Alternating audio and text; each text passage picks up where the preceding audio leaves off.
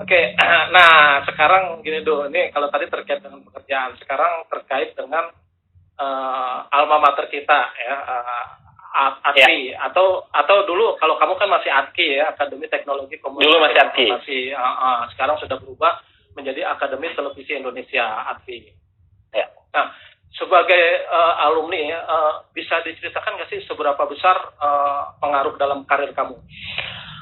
Dulu itu ketika pas saingan sama beberapa kampus lain gitu, ketika pas ngelamar, mungkin banyak banget yang perusahaan-perusahaan TV gitu yang nanya, ATKI apaan sih nih? Oh, ini apaan sih, banyak yang nggak tahu gitu. Tapi ketika pas kita tes dan kita ngasih tahu, oh dulu ATKI ini kampus broadcast gitu, terusnya emang apa aja yang diajarin, wah itu lengkap. Kalau misalnya kita mau praktek, kita itu karena di bawah naungan Indosiar, dulu kan Indosiar aja kan ya. Iya. Jadi kayak kita tuh lengkap, kita bisa pakai studionya, itu benar-benar emang kamera-kamera broadcastnya gitu, terusnya emang diajarinnya tuh banyak banget gitu sih. Makanya ketika pas saingan sama kampus-kampus luar ya lumayan agak di atas sedikit lah gitu. Iya, karena memang atmosfer waktu kuliah juga kan udah atmosfer broadcast ya. Iya. Iya, jadi kan memang keseharian kita memang karena kampusnya juga di broadcast, jadi aktivitas semua di broadcast ya kita bisa lihat langsung ya. Iya. Serunya sih itu sih. Berbeda dengan kampus lain yang mungkin artinya masih cuman teori, kalaupun ada praktek ya di studio biasa gitu. Kalau kita kan di studio benar, studio aktif. Studio benar. Gitu ya. Iya. Nah, tadi ada benar-benar dari Krishna Koswara tuh buat para senior saya tuh, Pak. Iya, bom. Katanya mohon ditambahin mata kuliah seni peran katanya. Nih Bom dulu bimbingan saya ingat banget ketika dulu waktu bimbingan motornya hilang. Oh, ninjanya dulu, ya. Iya, berkesan banget tuh waktu lagi bimbingan sama saya, motornya hilang. Tapi ternyata sekarang sukses dia jadi produser di GTV Global. Oh, ya. Sempat ketemu sih dulu pas pindah. Besok kita undang lah sebagai bintang tamu berikutnya. Masih ingat gak kira-kira walaupun udah cukup lama, kira-kira mata kuliah yang kamu sukai dulu apa ya? Atau yang justru yang nggak kamu sukai juga apa kira-kira? Dulu itu paling suka sama dokumenter. Dulu sama Mas Wira. Mas Wira. Mudah-mudahan nonton nih. Sama yang nggak disuka tuh, aduh lupa nama dosennya, yang bener-bener galak banget, yang kita kalau di kelas itu nggak boleh gerak. Jadi gerak dikit, aduh lupa lagi namanya. Dulu tuh tata artistik atau apa ya? Lupa Pak. Yang dulu dari TVRI. Oh, dari IKJ ya? Pak, iya kayaknya dia. Yang udah almarhum kalau yang udah tua. Oh, udah almarhum. Innalillahi. Kalau nggak salah ya, Pak siapa lupa saya, Pak lupa saya. Ya udah tua. Oh itu ya. Padahal artistik gitu ya. Kamu nggak suka? Kenapa nggak suka? Karena galak. Karena jadi kita emang benar-benar kalau di kelas sudah kayak patung aja ya, nggak boleh gerak-gerak, nggak boleh nengok-nengok. Itu sih dulu. Oke, di dalam proses kamu bekerja ya, baik mungkin dulu di TV, apalagi sekarang kamu menjadi seorang head ya di Narasi TV. Pernah nggak sih bekerja sama dengan alumni ATKI? Sekarang itu malah satu kantor sama Iqbal. Oh, Iqbal. Itu satu angkatan. Iqbal Arab. Ya. Dulu kan media TTI juga ya. Iqbal Onta, yang penting duduk di DPR dapat A katanya. Yang penting duduk di depan dapat A katanya. Iya, Pak Harmanto ya. Gitu. Nah, terusnya ada juga di kelas tuh si Reza, dia audioman. Iya. Nah, gimana sih menurut kamu kualitas alumni ATKI di sebagai sekarang kan sebagai mitra ya, sebagai mitra kamu? Ya. Kayak Iqbal itu dulu di RCTI ya salah satu panutan juga dia. Jadi karena pas dilihat, wah ini nggak dikelola dengan baik gitu dan diabaikan, akhirnya ngajak gabung lah, ya Iqbal gabung aja udah di narasi gitu. Karena ya Iqbal salah satu orang yang multi talenta lah, dia bisa semua alat gitu. Terusnya di narasi butuh orang yang seperti itu. Terusnya kalau misalnya Reza, karena dia baru tapi dia mau belajar gitu. Dia tuh anaknya emang benar-benar audio digital banget. Dia tuh akhirnya kayak ngulik audio pos kayak gitu. Jadi bukan hanya sekedar audio man yang di lapangan, tapi dia juga mau ngulik sekarang audio pos. Oke, atau ada komen Hermanto itu fotografer tuh. Pak Hermanto itu fotografer ya. Oh iya, fotografer ya. Artistik itu saya lupa Pak siapa ya yang dulu ngajar di Sahid juga gitu. Saya lupa nanti saya ingat-ingat ya. Oke, oh jadi Iqbal itu sekarang udah gabung ya. Dulu pernah waktu masih di RCT sering saya ajak saya job, nggak mau, dia katanya udah banyak kerjaan. Iya, dia sekarang jadi koordinator kameramen di narasi. Wah, keren. Berarti next mudah-mudahan bisa bawa adik-adik kelasnya nih. Amin. Ada beberapa sih yang lagi magang. Oh, oke. Oh, ya mudah-mudahan yang punya kompetensi langsung ditarik kan, saling istilahnya dari kita juga bisa ada tempat magang, dari narasi juga bisa dapat orang yang berkompeten gitu kan. Iya. Nah, dunia kerja saat ini kan membutuhkan orang yang multi talent ya. Kira-kira apa sih pesan kamu buat adik-adik kelas yang terutama yang sekarang masih kuliah? Yang pertama tuh jangan ketika pas udah lulus terus saya nyari kerjaan, jangan lihat uangnya dulu, tapi lihat dulu kesempatannya. Ketika pas udah kerja, benar-benar emang ambil ilmunya gitu, karena itu emang tabungan yang sangat berarti banget ketika nantinya, ketika pas kita emang udah ilmunya udah banyak banget, barulah kita bisa nego-negoan di situ. Tapi kan banyak banget. Iya, karena banyak banget yang baru lulus, terusnya tiba-tiba minta gaji gede, terusnya akhirnya sombong gitu. Nggak mau gue kalau misalnya gaji di bawah 10 juta atau nggak di bawah 20 juta, gue nggak mau kerja. Kalau mau lu bayar gue 20 juta. Nah itu jangan sih. Karena kayak dulu aja, ketika pas pertama kali kerja gitu, itu dibayarnya 40.000 sehari. Jadi kalau misalnya nggak masuk, ya kita nggak dibayar. Gitu. Harian ya, harian. Akhirnya ya, kita sama teman-teman waktu itu pas zamannya pas di Indonesia, udahlah nggak apa-apa gitu. Walaupun cuma hanya 40.000 sehari, kalau nggak masuk nggak dibayar, tapi ini tuh kita kayak lagi les, tapi kita dibayar, gitu. Udah kita ambil aja ilmunya. Iya, ilmunya udah kita ambil aja terus, nanti ini buat bekal kita di luar nanti, gitu. Ya puji Tuhannya sih akhirnya benar gitu, kepake kan. Tuh ada yang komen katanya lagi curhat. Pakai nasi kotak juga lagi. Oke, tadi ada yang nanya tuh, Kak Pandu angkatan berapa sih dari ATPI katanya? Dulu angkatan 4. Angkatan 4 ya. Iya. Angkatan kedua setelah umum ya kalau nggak salah ya. Betul. Angkatan 1, 2, 1 itu karyawan full, angkatan 2 campur, angkatan ketiga umum. Nah, kamu angkatan kedua umum dan angkatan keempat di ATKI atau ATKI ya. Iya. Tadi siapa? Akbar Pak, jangan lupa katanya pertanyaan saya, apa pertanyaan tadi? Oh, ya ini katanya nanya ini Pak, tolong tanya berat badan, katanya sensitif dia sama berat badan katanya. Karena sekarang kerja dari rumah, istri juga kerja dari rumah, terusnya dia masak mulu, jadi dikit-dikit masak. Sekarang berat udah 96. Wos. Gitu. Dikit lagi saya Iqbal nih, makanya rada-rada takut nih.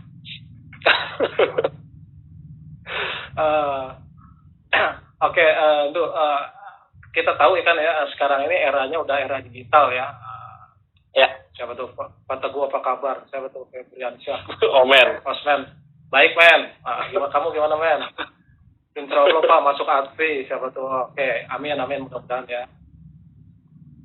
Kita bacain dulu insya Allah masuk ATPI. Oke, Yandu, kan di era yang serba digital ini, kira-kira menurut kamu skill apa sih yang harus dipersiapkan teman-teman?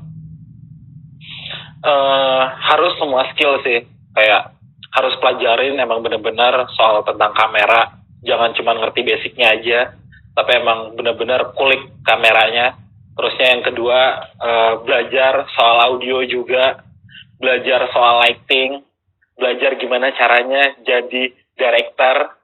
Terusnya belajar juga soal treatment kreatif gitu. Karena ketika pas semua itu udah dimilikin, yakin banget sih semua perusahaan juga pasti bakalan ngincer sih itu. Karena apalagi kayak di media digital ini kan semuanya harus serba bisa gitu. Kayak ketika pas masuk narasi juga kita ngulik-ngulik gitu, Pak. Agak kaget ketika pas dulu di TV yang apa-apa udah disediain gitu kan, udah ada timnya masing-masing. Kayak pas masuk TV, masuk narasi media digital ya kita harus ngulik sendiri, kita cari referensi, kita belajar kayak gitu sih.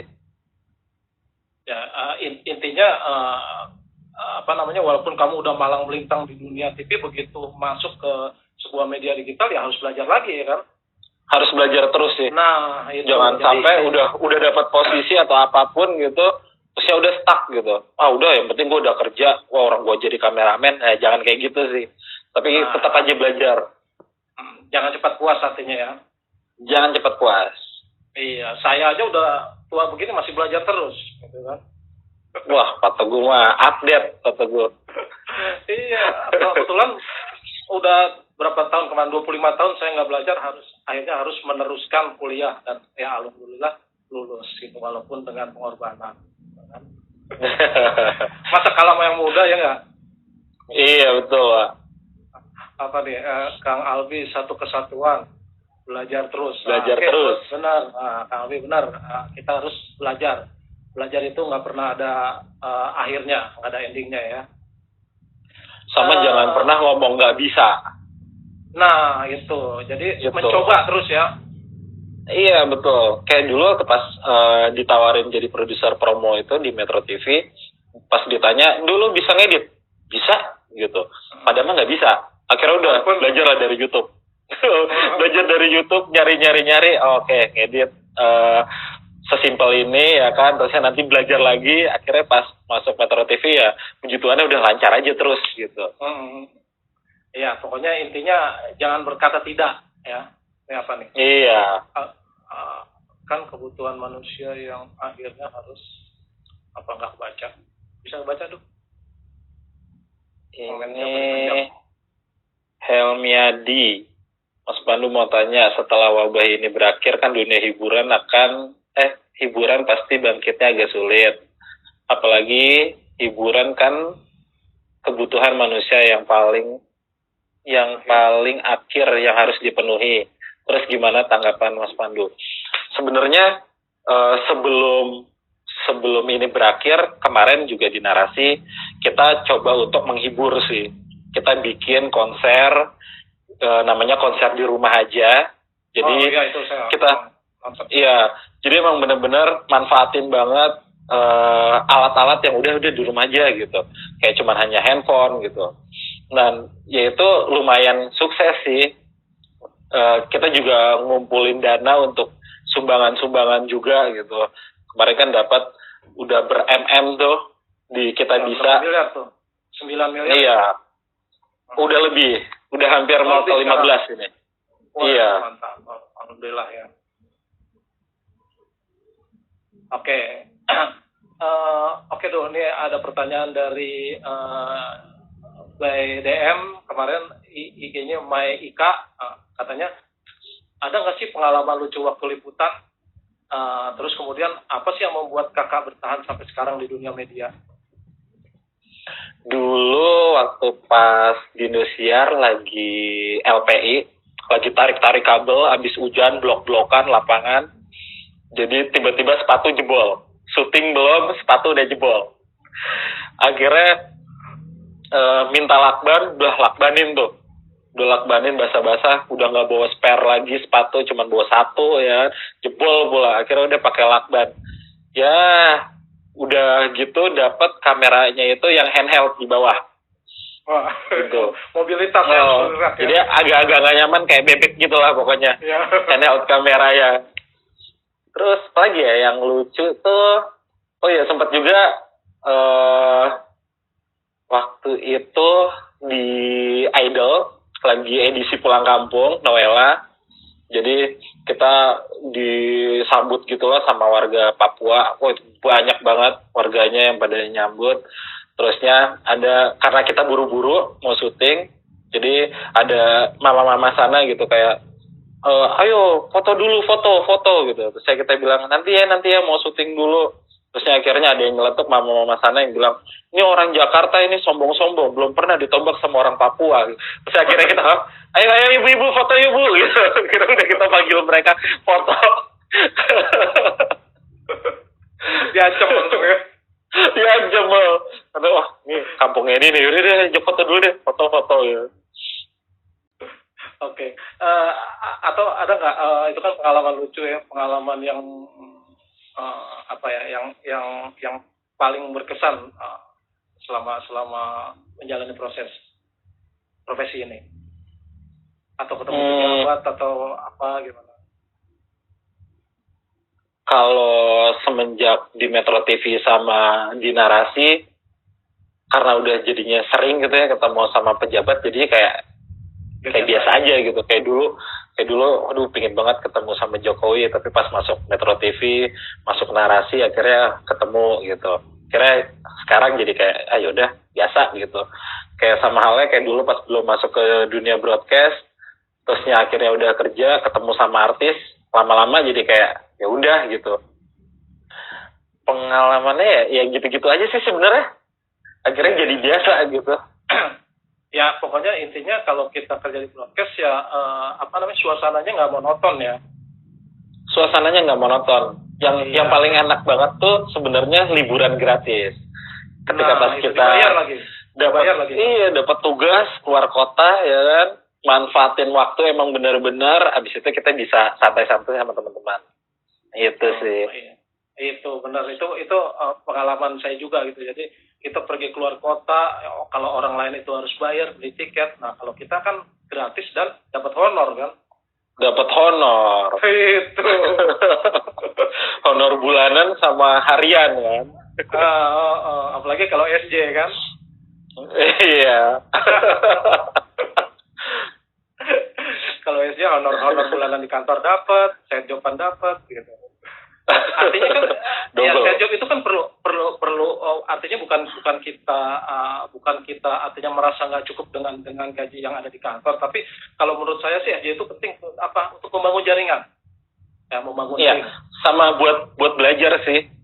Jadi kayak dulu tuh banyak banget yang karena mungkin keterbatasan gitu ya, misalnya di kantor cuman hanya itu aja. Ketika pas kita set joban terusnya dapat ilmu baru nih.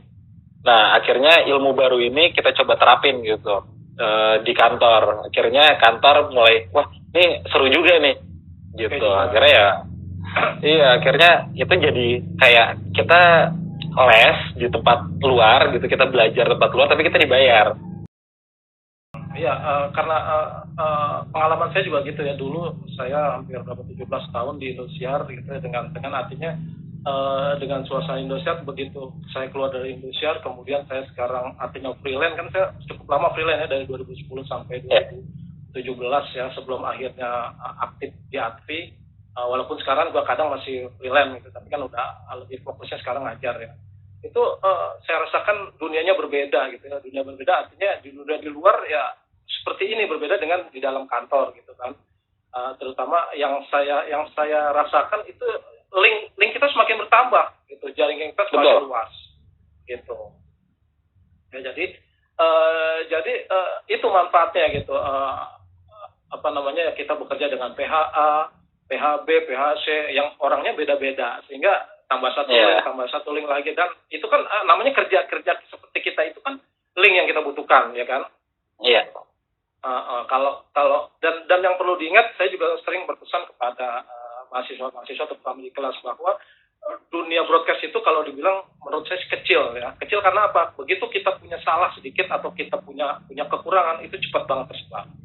Langsung kesebar, betul. Nah itu, jadi kita harus benar-benar jaga kualitas gitu. Misalnya datang nggak boleh telat, kerja ya harus benar gitu. Karena kalau udah celak sedikit, wah itu udah cepat banget menyebar gitu. Ya gitu kan tuh ya. Iya betul.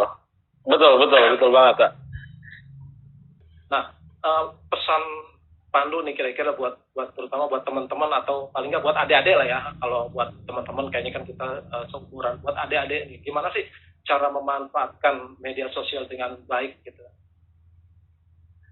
Yang pertama jangan asal langsung share aja. Kan yang paling sering gitu tuh jempolnya lebih cepat dibandingkan otaknya. Langsung lihat, wah ini dasar nih, ini udah langsung di-share aja. Jangan sih, mendingan dicek dulu faktanya. Karena jangan sampai nanti malah jadi menimbulkan hoax sih. Iya, betul. Nah, lebih baik media sosial kita jadikan ajang kreativitas kita, ya nggak? Betul banget. Mendingan mendingan kayak sekarang ini kan kita ngobrol-ngobrol, bincang-bincang. Iya, membawa inspirasi kan gitu. Daripada posting-posting yang nggak jelas kemudian dilihat orang gitu, lebih baik kita ini ngobrol tapi ada manfaatnya kan gitu. Nah, saya juga buat terutama kalau di kelas ya, itu saya sering sekarang saya juga kadang kalau ngajar memanfaatkan di IG, memanfaatkan YouTube gitu. Nah, kira-kira ada nggak pesan khusus kamu nih, gimana sih cara memanfaatkan media sosial ini untuk ajang unjuk diri kita? Kalau di aku sendiri tuh Pak, seringannya beberapa karya diupload lah gitu di IG gitu. Karena ya satu butuh pengen orang lain juga ngelihat juga gitu. Oh ini karyanya dia. Terusnya nantinya kan juga ini bagus nih, gue rekomendasiin deh kayak gitu-gitu sih. Karena buat promonya kita sendiri nih. Jadi jangan cuman hanya foto-foto mukanya terus. Alay ya. Iya. Ya, lebih ke untuk promo diri sendiri sih gitu.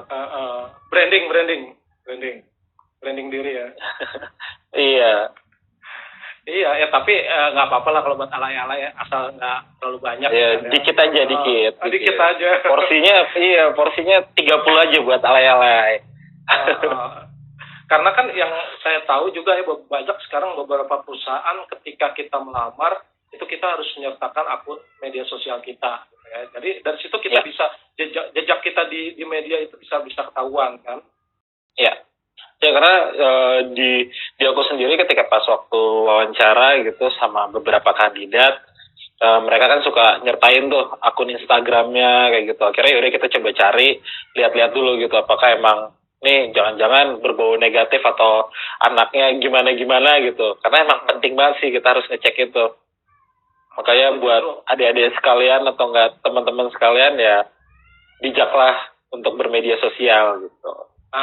Tuh dengerin tuh buat terutama nih yang masih kuliah nih ya. Jadi lebih baik kita gunakan media sosial kita sebagai ajang unjuk diri gitu. Ya nggak bagus nggak apa-apa, kita harus percaya diri kepada karya kita gitu kan. Nggak perlu yang like baru 10 orang nggak masalah gitu. Terus nggak masalah ya kan gitu. Kita banjiri media-media sosial kita dengan karya-karya kita. Insya Allah suatu saat nanti akan bermanfaat. Ya kan, seperti tadi Kak Pandu ngomong kan bahwa ketika dia ada orang yang melamar ke narasi, dilihat IG-nya dulu gitu. Kira-kira ini anak kreatif atau enggak gitu kan gitu. Hasil karyanya oke juga nih gitu kan. Ternyata ya paling nggak punya nilai plus kan dibanding orang yang misalnya isi IG-nya itu cuma alay-alayan. Iya betul. Karena kayak adikku kan juga kuliahnya di Advi sekarang Pak. Dia baru masuk kan. Semester 2 ya sekarang. Makanya diajarin tuh kayak pokoknya harus bisa kamera, harus bisa ngedit. Pokoknya target ya, bisa kamera buat di semester ini, harus bisa ngedit di semester ini, kayak gitu terus. Mungkin dia juga agak pusing kali, aduh abang gue jadi rewel nih. Tapi ya nantinya sih ketika pas dia lulus itu bagus buat dia sih itu. Iya, bermanfaat lah pasti gitu. Walaupun ya capek ya. Makanya saya juga pernah menulis di blog saya ya bahwa kuliah di broadcast itu nikmat, saya bilang gitu. Nikmatnya apa? Nikmatnya pertama kita harus siap dalam kondisi yang deadline gitu. Ya. Kondisi deadline apapun kita harus siap. Artinya apa? Tugas begitu banyak ya kita harus siap karena nanti di dunia kerja ya akan seperti itu ya kan? Iya betul. Iya, kita nggak boleh. Jadi ketika itu sebenarnya kan bukan ujian ya. Ya kita belajar dari waktu kuliah gitu, tugas, deadline. Kadang-kala anak-anak mahasiswa tuh suka ngeluh gini, aduh Pak, tugas banyak banget gitu, apalagi deadline-nya berbarengan gitu. Ya, memang berbarengan kan. Misalnya UAS, oke, deadline minggu ini, semua pasti minggu ini. Ya itulah gue bilang, nikmatnya kuliah di broadcast, saya bilang gitu. Kenapa ya? Kerja tugasnya harus berbarengan, deadline-nya berbarengan. Itu nikmatnya, kalian harus begadang tiap hari gitu. Ya, apalagi nanti di dunia kerja gitu kan. Nggak ada lagi waktu Iya, untuk santai-santai.